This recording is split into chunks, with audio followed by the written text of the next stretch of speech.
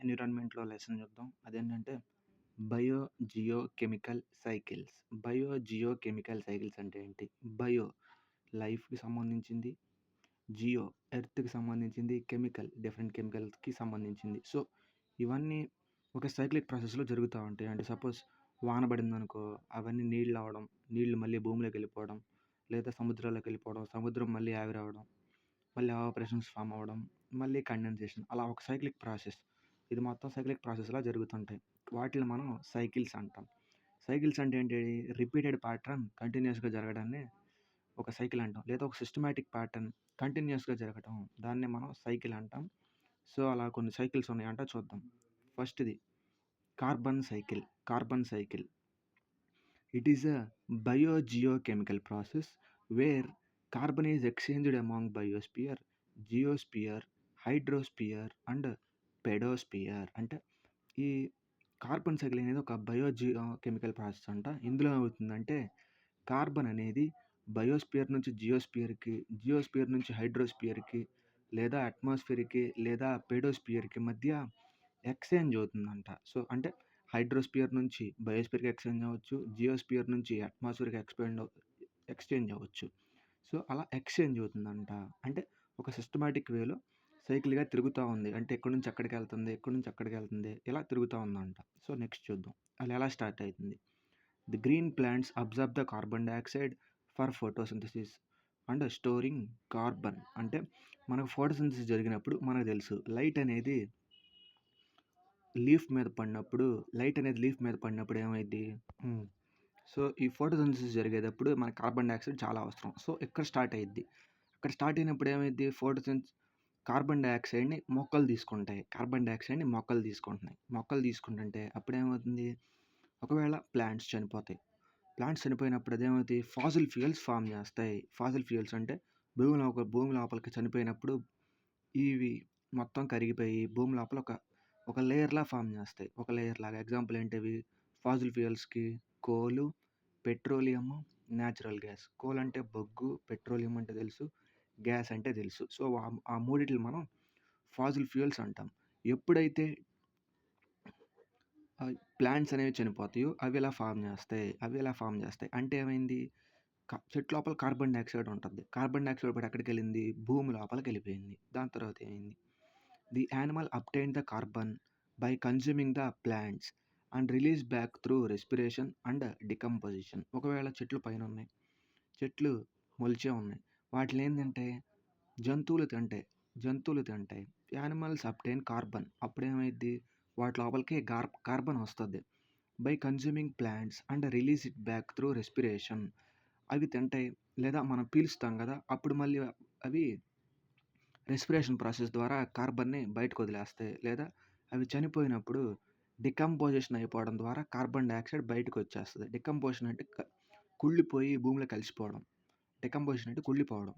Okay. అంటే మొక్కలనేవి ప్లాంట్స్‌ని తిన్నప్పుడు 2 రకాలుగా అవి రిలీజ్ చేస్తాయి. ఒకటి ఎలాగా? రెస్పిరేషన్, రెండోది డికంపోజిషన్. సో, మళ్ళీ దాని తర్వాత ఏమైంది? Burning fossil fuels in industries release the stored carbon dioxide into atmosphere and continues the cycle. So, ఇలా జరగటం వల్ల ఏమైందంటే సపోజ్ మనం ఈ ఫాసిల్ ఫ్యూయల్స్ ఉన్నాయి కదా! వాటిని తీసామనుకో వాటిని మనం కన్జ్యూమ్ చేయడం అంటే వాటిని మనం యూజ్ చేసుకోవడం వల్ల, వాటిని మనం కాల్చడం వల్ల ఏమైతుంది? కార్బన్ రిలీజ్ అవుతుంది. కార్బన్ రిలీజ్ అయ్యి ఒక పొగ రూపంలో అది అట్మాస్ఫియర్ అంటే గాల్లో కలిసిపోతుంది. ఓకే. మళ్ళీ ఈ గాల్లో కలిసిపోయిన దాన్నే మనం ఎక్కడ వాడుతున్నాం? ఫోటోసింథసిస్‌లో వాడుతున్నాం. మళ్ళీ ఫోటోసింథసిస్ జరిగి అది మొక్కల్లోకెళ్తుంది. మొక్కలు చనిపోయి భూమిలోకెళ్తున్నాయి. ఇలా ఒక సైకిల్‌లా తిరుగుతుందనమాట కార్బన్. కార్బన్ అనేది ఒక సైకిల్‌లా తిరుగుతుంది. ఆ ఫాసిల్ ఫ్యూయల్స్ మనం యూజ్ చేసుకోవడం వల్ల మళ్ళీ అది అట్మాస్ఫియర్‌లోకి వస్తుంది.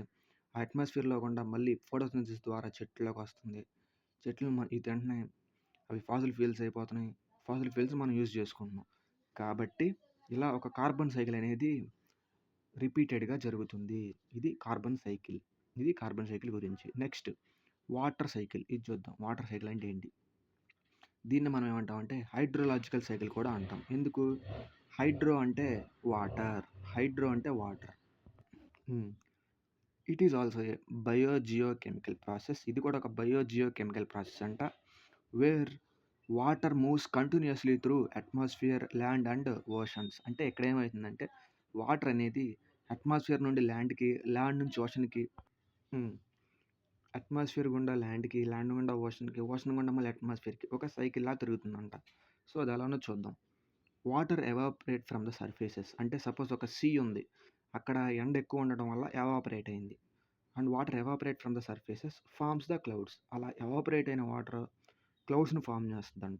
Through condensation. అంటే లిక్విడ్ అనేది సాలిడ్ స్టేట్‌లోకి మారుతుంది. లిక్విడ్ అనేది సాలిడ్ స్టేట్‌లోకి మారుతుంది. దాన్నేమంటాం మనం? కండెన్సేషన్. సారీ. ఇది గ్యాస్ అనేది అంటే వాటర్ వేపర్ గ్యాస్ కదా! గ్యాస్ అనేది వాటర్ లాగా మారుతుంది. దాన్నేమంటాం మనం? కండెన్సేషన్ అంటాం. సో, కండెన్సేషన్ జరుగుతుంది. And returns as precipitation.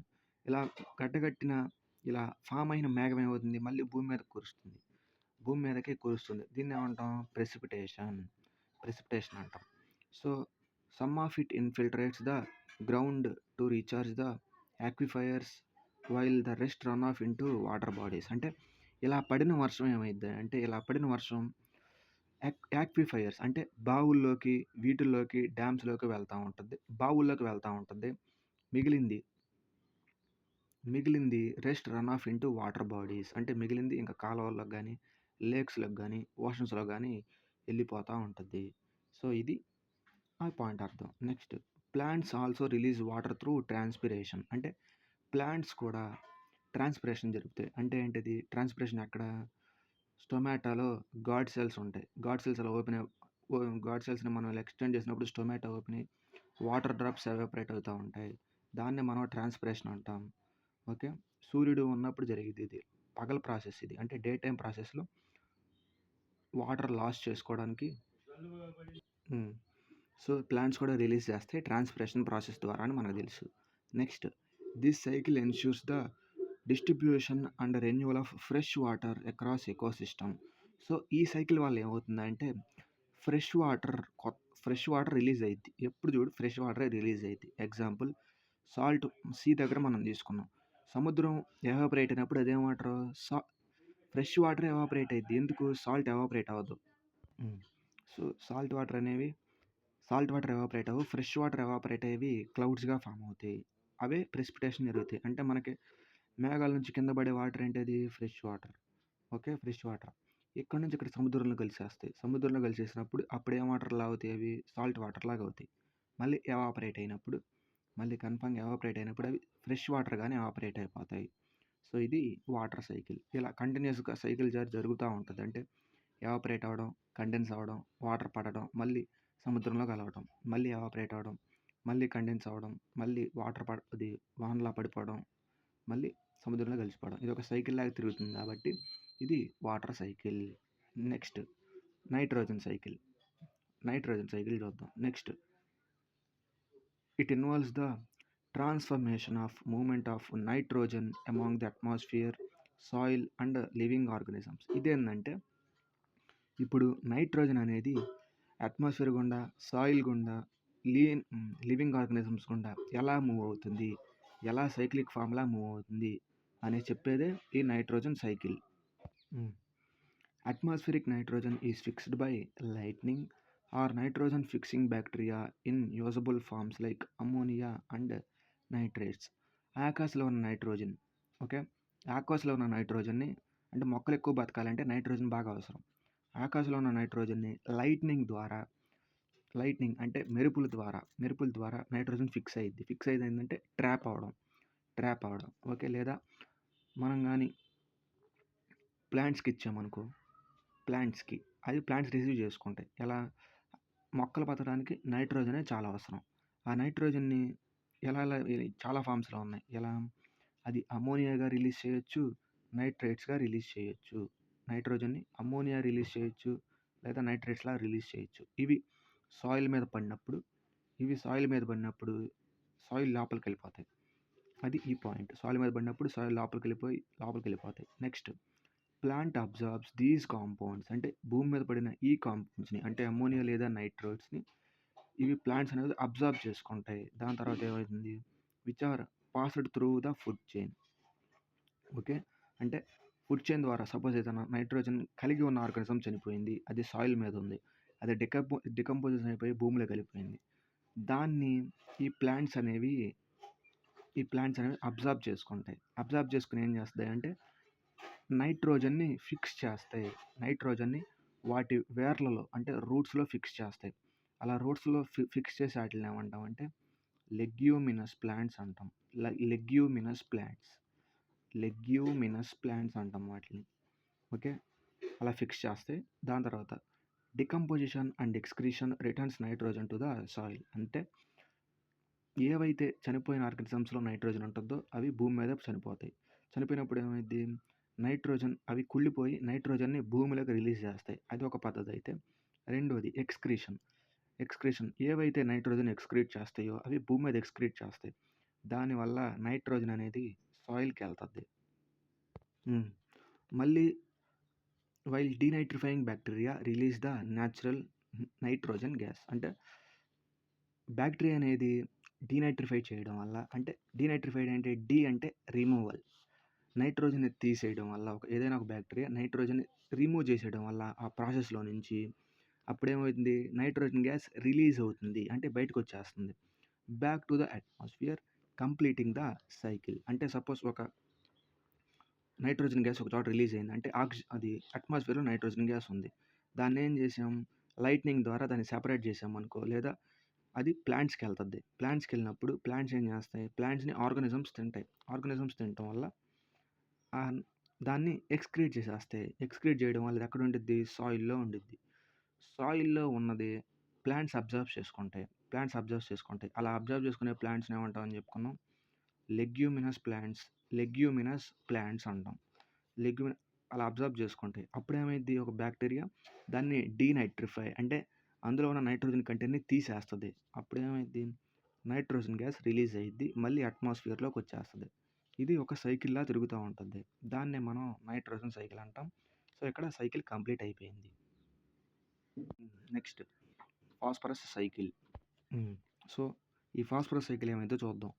It describes the movement of phosphorus through rocks, soil, water, organisms. అంటే ఫాస్ఫరస్ అనేది రాక్స్ గుండా, సాయిల్ గుండా, వాటర్ గుండా, ఆర్గానిజమ్స్ గుండా మూవ్‌మెంట్ ఎలా అవుతుంది, ఎలా సైకిల్ ఫామ్ చేస్తుందో చెప్పేదే ఈ ఫాస్ఫరస్ సైకిల్.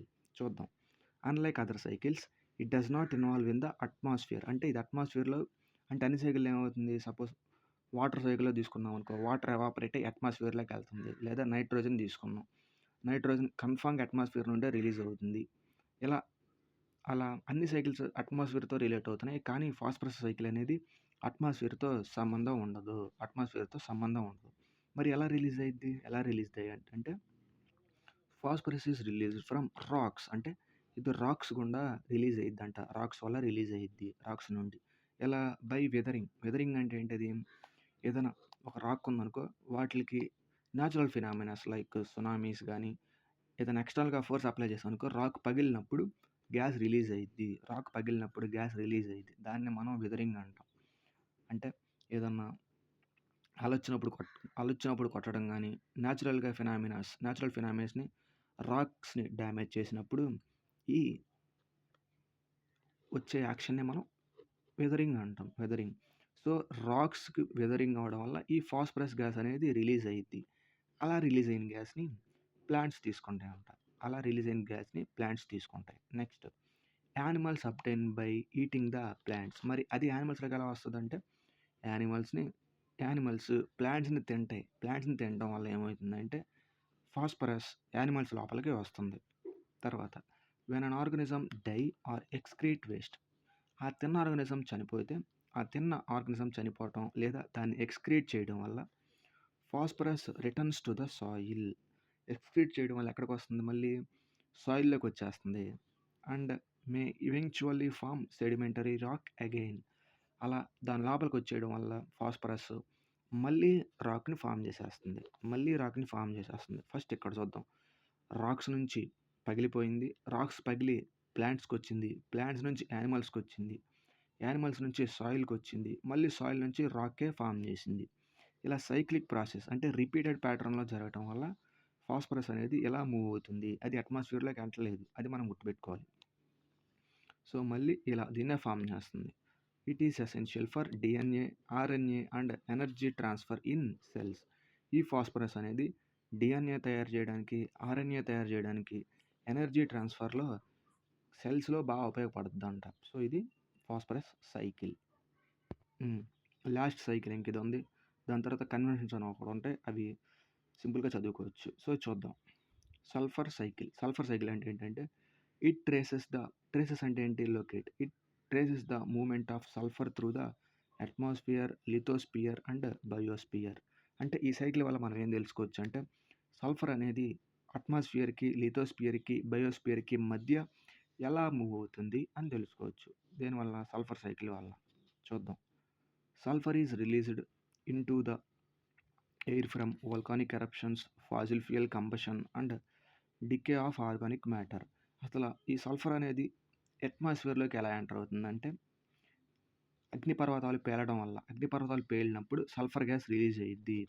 లేదు అంటే ఫాసిల్ ఫ్యూయల్స్ కంబషన్ అంటే ఎప్పుడైతే మనం ఫాసిల్ ఫ్యూయల్స్‌ని అంటే బొగ్గుని గానీ, పెట్రోలియం గానీ, న్యాచురల్ గ్యాస్‌ని కాలుస్తామో ఈ సల్ఫర్ అనేది రిలీజ్ అవుతుంది.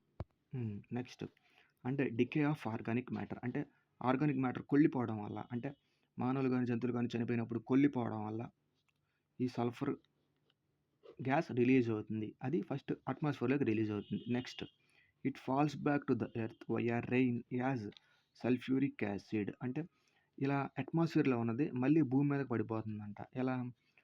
రెయిన్ రూపంలో. దాన్నే మనం యాసిడ్ రెయిన్ అంటాం. అలా యాసిడ్ రెయిన్ పడటం వల్ల రిలీజ్ అయ్యే యాసిడ్ ఏంటిదంటే సల్ఫ్యూరిక్ యాసిడ్. అలా యాసిడ్ రెయిన్ వల్ల పడటం వల్ల సల్ఫర్ అనేది సల్ఫ్యూరిక్ యాసిడ్‌గా భూమి మీదకి పడుతుంది. And is observed by plants and then moves through food web. అంటే అవి అలా పడిన సల్ఫ్యూరిక్ యాసిడ్ ప్లాంట్స్ ద్వారా అబ్జర్బ్ అవ్వబడుతుంది, పీల్చబడుతుంది. Then it moves to food web. Food web అంటే నేను తర్వాత చెప్తాం.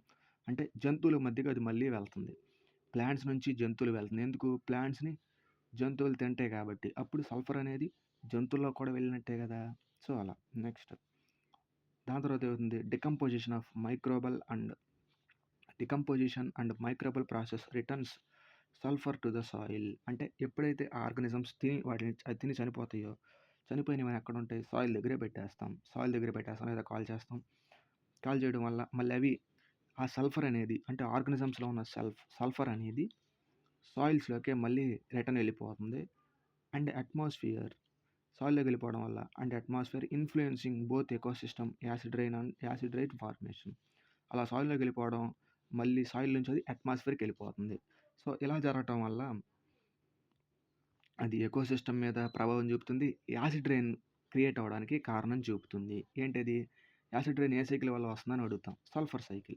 సో, దీనివల్ల ఏమవుతుంది? యాసిడ్ రెయిన్ పడటం వల్ల ఈ మొక్కలు వాటిని పీల్చుకుంటున్నాయి. అవి జంతువులు తింటున్నాయి. జంతువులు తిని మళ్ళీ అవి చనిపోవడం వల్ల సాయిల్స్‌లోకి వెళ్తున్నాయి. సాయిల్ నుంచి అది మళ్ళీ అట్మాస్ఫియర్‌లోకి వెళ్ళి ఈ సైకిల్‌ని రిపీట్ చేస్తుంది.